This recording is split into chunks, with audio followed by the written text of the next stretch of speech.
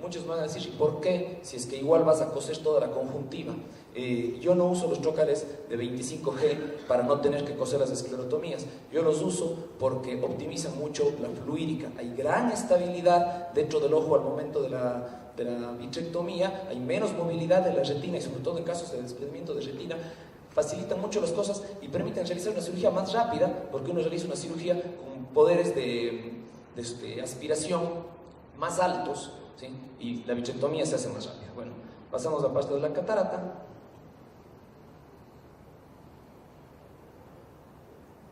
Otra vez la pupila queda pequeña, esa catarata tampoco se partió bien, pero el lente de contacto, que a mí me encanta, es una maravilla. Podemos ver aquí casi 180 grados la retina. Aquí está el desgarro, el flap. Retiramos el bicho de la parte anterior del desgarro. Siempre hago vitrectomía periférica, aunque no esté desprendida toda la retina. Pegamos la retina con perfluorocarbono, haciendo que el perfluoro alcance el borde del desgarro. Luego hacemos un intercambio, ¿no es cierto?, con aire, para que quede, extraer todo el fluido que está detrás de la retina. Y posteriormente hacemos láser. Este paciente quedó con aire. Lo operé la semana pasada, le vi antes de venir acá, ya estaba viendo. Entonces, ¿cuál es el mensaje? La faco y la vitrectomía son dos técnicas bastante compatibles, ¿sí? Permiten una recuperación visual más rápida al paciente, que no tiene que hacerse dos cirugías. ¿Optimiza los recursos? Sí, la cirugía sale más barata, porque estamos usando el mismo aparato y estamos usando un solo cassette, que es el cassette combinado, que sirve para hacer vitrectomía y faco, ¿sí? Le cuesta esto menos al paciente también, porque yo no le cobro al paciente de una vitrectomía más una catarata, sino el precio de una cirugía, y es menos complicado que hacer otros tiempos quirúrgicos. Para los que hemos operado una catarata en un paciente vitrectomizado, sabemos que no es realmente una cosa tan fácil, ¿sí? Y esto me parece importantísimo. Se evita una segunda cirugía. Y una pregunta que a mí me hacían los pacientes antes que yo esta técnica, me decían: doctor, ¿y por qué me tiene que operar de nuevo? Si ya me operó, se me cayó de nuevo la retina, me volvió a salir la membrana, o doctor, no estoy viendo, usted ya me operó, ¿por qué no estoy viendo? Y era por la catarata. Desventajas, digamos, la curva de aprendizaje, ¿sí? Hay ciertas cositas que uno se va dando cuenta mientras va haciendo estas dos cirugías al mismo tiempo. Existe mayor inflamación del segmento anterior, sobre todo en pacientes que llevan gas. Yo veo esto mucho en pacientes, bueno, diabéticos a los que les he dejado gas, y pacientes que con agujero macular que se les deja gas. Yo pienso que al estar toda la parte de atrás del ojo llena de gas, todas las células inflamatorias se van adelante. Incluso he llegado a tener pacientes con fibrina en cámara anterior. Hay que dilatarles la pupila y estar jugando un poquito de eso para que no se formen sinequias, porque se pueden formar sinequias. Y también tienen a veces la presión intraocular elevada, pero es algo que se puede manejar con gotas, no es una complicación, ¿sí? Y problemas con el cálculo de lente, como ya les dije, en los pacientes con desprendimiento de retina, en pacientes con retinopatía diabética que tienen membranas premaculares muy gruesas, no sale bien el cálculo de lente, y pacientes que tienen opacidades vítreas, hialosis asteroides, vitreitis, hemorragias vítreas, no se pueden hacer el cálculo de lente con el IOL Master y hay que hacerles con el ecobiómetro. El ultrasonido no se transmite a la misma velocidad en la sangre o en la hialosis y el cálculo de lente sale mal. Tienden a quedar miopes de -1, miopes de -0,75, pero es muy raro que me quede 1 metro, que depende de la densidad de la hemorragia y todo eso. Y bueno, eso es lo que quería presentarles. Muchas gracias. Gracias, Juan Diego. A continuación, el doctor Esteban Velastegui va a presentar el tema manejo de la obstrucción de la vena central de la retina. El tema del tratamiento de la obstrucción venosa de la retina, voy a tratar de poner lo que es obstrucción de vena central de la retina y obstrucción de rama, entendiendo que tienen casi el mismo origen.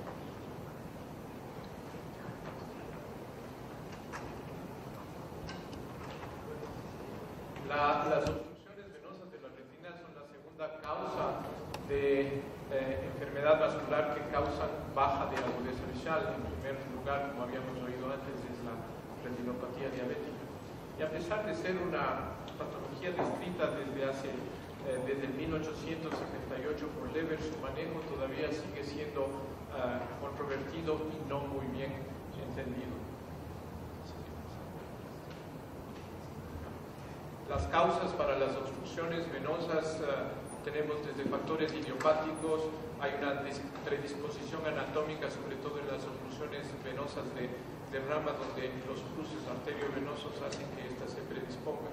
La hipertensión arterial es muy importante en su patología, la hipercolesterolemia, la misma diabetes, y se asocia a varias condiciones inflamatorias que afectan también a las venas y producen daños focales y la formación de trombos.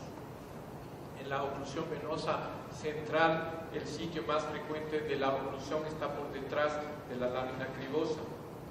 En cuanto a la obstrucción venosa de rama, lo que nosotros vemos es que se produce una compresión de la vena por una arteria esclerosada, lo que ocasiona turbulencia y la formación de un trombo. Con el evento primario parece que aumenta la presión de la vasculatura y los tejidos, lo que reduce la perfusión de la sangre a estos niveles, dando una isquemia. Esta isquemia libera el factor de crecimiento endotelial que estimula, produce la extravasación vascular y es lo que a la final lleva al edema. Sintomatológicamente el paciente nos refiere una baja de agudeza visual y esta está principalmente debida al edema macular por el daño en la mácula y a la neovascularización que puede causarse dando un glaucoma secundario que nos produce baja de agudeza visual. Es importante que nosotros clasifiquemos, tratemos de clasificar en cuanto a que si son isquémicas o no isquémicas, porque la mayor parte de las veces son no isquémicas, pero las no isquémicas tienen buen pronóstico. Las isquémicas son las que pueden llevar estos ojos a la ceguera. Para hacer esta clasificación se ha tratado desde hace mucho tiempo de utilizar muchos exploraciones, tanto desde test de tipo funcionales, su agudeza visual, cómo están los campos visuales. Es importante mencionar los defectos pupilares aferentes, inclusive la electrofisiología podría ayudarnos, pero la mayoría de todos estos test, inclusive la angiofluoresceínografía, nos limitan mucho. Yo creo que por ahora la historia clínica es importante, hacer fotografía de estos pacientes. La angiofluoresceínografía la podemos diferir, no en el primer momento, sino para después, y sobre todo para tratar de establecer las áreas de edema y la isquemia que nosotros podemos tener. Actualmente, yo creo que, como decía el doctor antes, el OCT va a ser muy importante, y sobre todo este OCT que nos pueda mencionar lo que es el calibre de perfusión a nivel de los vasos va a ser importantísimo. Yo creo que va a tener un gran futuro.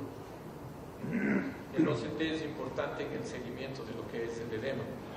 La angiografía, habíamos dicho, está diferida y yo creo que no está indicada ya en el primer momento del diagnóstico, sino diferirla para 1, 2, 3 meses después, cuando las hemorragias se hayan limpiado y nosotros con esto podamos definir un poco qué es lo que está pasando. Personalmente, la angiografía en el diagnóstico inicial ya no la hacemos. Yo personalmente difiero la angiografía para cuando los tratamientos que estamos poniendo no nos están dando los resultados que estamos esperando. Como había dicho, la tomografía es el examen que este rato nosotros tenemos para definir lo que es el edema y sobre todo para tratar de hacer mediciones en cuanto al tratamiento que estamos haciendo y cómo está evoluyendo este. En el tratamiento, una de las principales cuestiones que nosotros tenemos que hacer es identificar la causa. Y como este es un problema que viene desde la parte clínica, lo primero que tenemos que hacer como médicos, más que como oftalmólogos, es hacer un acompañamiento y un diagnóstico de cuál fue la causa del paciente. Hay que tratar de establecer cuál fue la patología concomitante que tiene este paciente para que lleve a estos problemas. Y desde el punto de vista oftalmológico, el examen tiene que ser completo. Dentro de lo que es el tratamiento, se ha hecho varios a través de años en los que ya estamos un poco más canosos. cuando teníamos pelo y ahora sí. Podemos decir que hemos acompañado todos estos tratamientos, el láser, los corticoides y ahora los anti-VEGF, teniendo en cuenta que también se ha oído de anticoagulantes, agentes fibrinolíticos, cápsulas de clorfibrato, hemodilición, todos estos no fueron efectivos. El láser se lo comenzó a estudiar, se hizo un gran estudio en los años 80 y aquí se vio que el único lugar en el que tenía y que sigue teniendo posibilidades el láser es en la oclusión venosa de rama, sabiendo que los pacientes que entraron muchas veces a estos estudios no tenían visiones peores a 20-200, mejores a 20-200 y no peores a 20-40. Después vino la época de los corticoides. La triamcinolona la usamos bastante, hay personas que la siguen utilizando, es un potente antiinflamatorio que actúa como antiinflamatorio y también tiene un efecto secundario anti-VEGF. Actualmente, además de la triamcinolona, se está usando la dexametasona. Lo que tenemos que tener en cuenta es que la dexametasona siempre es mucho más potente, es 5 veces más potente que lo que es la triamcinolona, pero su efecto es mucho más corto. Por eso es que ahora se comienza a utilizar en los dispositivos de liberación lenta y esto nos van a dar posibilidades. En cuanto a lo que fue la triamcinolona, hay el estudio del SCORE que llegó a establecer que el tratamiento entre la triamcinolona y el uso de corticoides más o menos daba lo mismo, con el inconveniente de que los corticoides pueden llevar a lo que es problemas secundarios como la catarata y el aumento de la presión intraocular. Hay estudios como el GENEV que utilizó los Urdex, es un medicamento aprobado por FDA y nos da un periodo más largo de tratamiento. Últimamente vi que lo usan más como en los casos de oclusión de vena central de la retina, porque el tratamiento de repetición de tratamiento se hará hacia el 4º mes, o sea, tenemos menos tiempo de inyección. Las complicaciones, habíamos dicho, la formación de catarata, la hipertensión intraocular, endoftalmitis y desprendimientos de retina. Estos dos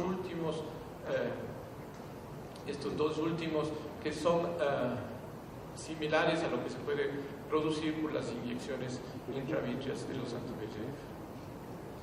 El tratamiento con anti-VEGF, el factor de crecimiento endotelial, habíamos dicho, es potente inductor de la permeabilidad vascular y de la neovascularización intraocular, por lo que su inhibición se convierte en un mecanismo potencial de tratamiento de lo que es el edema de la mácula. En esto hay varios medicamentos en el mercado. En el Ecuador ya disponemos de los 3 básicamente que hay. Tenemos que tener en cuenta que hay estudios que avalizaron el uso del bevacizumab, que no tiene los grandes estudios que tiene el ranibizumab y el VEGF, pero cada uno tiene su punto y yo creo que al paciente hay que hacerle tomar la decisión de cuál de estos medicamentos va a escoger, y él tiene que ser el que decida si usa un medicamento aprobado por FDA o no aprobado por FDA, y el costo que el tratamiento puede implicar, ya que serán no solo una, sino varias las inyecciones que nosotros tengamos que hacer en estos pacientes. Los anti-VEGF están avalizados por un sinnúmero de estudios multicéntricos, básicamente en lo que es el tratamiento de la oclusión de vena central de la retina o en la obstrucción de rama, donde nosotros tenemos mucho mejor pronóstico. Cuando es no isquémica, lo único que se vio es que la resolución del edema es mucho más rápido que si nosotros dejamos a que este evolucione por su cuenta. Entonces, la mejora de agudeza visual en estos pacientes es más temprana que cuando nosotros comparamos contra el efecto placebo. Las complicaciones de las obstrucciones venosas son el edema macular crónico, el glaucoma neovascular con rubiosis iris, las hemorragias vístreas, los desprendimientos fraccionales de retina, membranas epirretinianas, agujeros maculares y en algunos casos terminan en ojos ciegos. Tenemos que recordar que el 80% de estos pacientes tienen pronósticos buenos, recuperan agudezas visuales en muchos de los casos. La visión muchas veces el 25% puede quedar entre 20-50, 20-100. Hay un 60% de pacientes, sobre todo cuando tenemos obstrucción venosa de rama, que tenían buena agudeza visual cuando no hacíamos ningún tipo de tratamiento. Pero hay que recordar que también hay un 20-30% de los pacientes que evolucionan a lo que es glaucoma neovascular cuando son isquémicos. Aquí voy a enseñar unos dos casos de pacientes. Aquí tenemos un paciente con oclusión de la vena central de la retina, 56 años. El paciente presentó disminución de su agudeza visual con una bastante buena recuperación con las primeras inyecciones de bevacizumab. Fue inyectado, se inyectó en otro lado, después seguimos nosotros. El paciente llega con 20-25 visión y el paciente mantiene esta visión. Y la historia de este paciente, porque este estaba puesto hasta mayo del 2003. 2003 este paciente ha recibido casi 14 veces de bevacizumab en su ojo y sigue manteniendo visiones de 20-20, pero él sabe que cuando se le baja a 20-30 viene para que le inyectemos casi, ha sido cada mes y medio durante todo este tiempo. Este es un caso de un paciente con oclusión venosa de rama, mujer, 48 años, 20-400, 4 meses después, con el uso de Lucentis, 20-80 de visión. Este es un caso de un paciente bastante interesante porque es un paciente de los típicos nuestros. Se pone, se ha hecho y se colocó Avastin, el edema mejora, pero al poco tiempo vuelve a caer y vuelve a caer al mes más o menos, mes y medio. De la inyección se vuelve a formar el edema, y esta es la historia que tenemos muchas veces en este tipo de pacientes. Y es aquí cuando nosotros debemos hacer una angiografía, debemos pensar también en ayudarnos de láser en estos pacientes.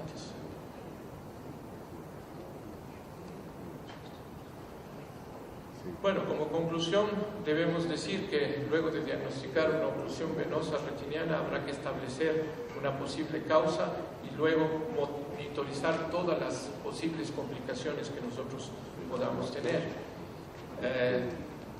Si bien las oclusiones vasculares no isquémicas tienen un pronóstico bueno, los estudios determinaron que la recuperación más temprana de la agudeza visual con el uso del anti-VEGF. Entonces, si nosotros queremos hacerlo, yo creo que este rato estamos autorizados a proponer al paciente, apenas vemos la inyección de un anti-VEGF.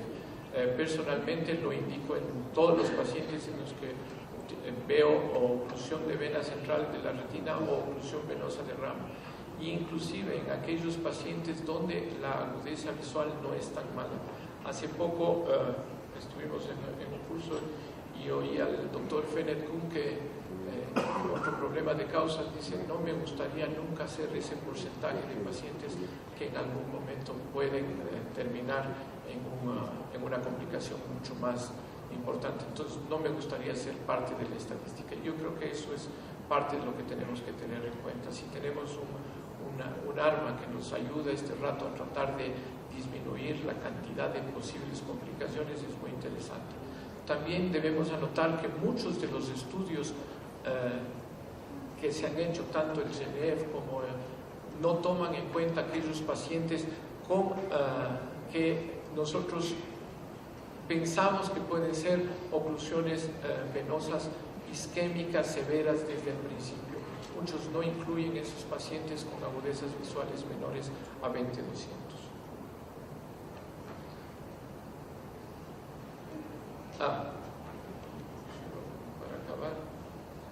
que también si nosotros hablemos un poco si podemos hacer prevención, si nosotros hacemos prevención en pacientes que tuvieron un episodio de amaurosis o alguna cosa de esto, pensando que después pueden hacer strokes o problemas cardiovasculares, nosotros tenemos que ver que si hay pacientes que tienen esta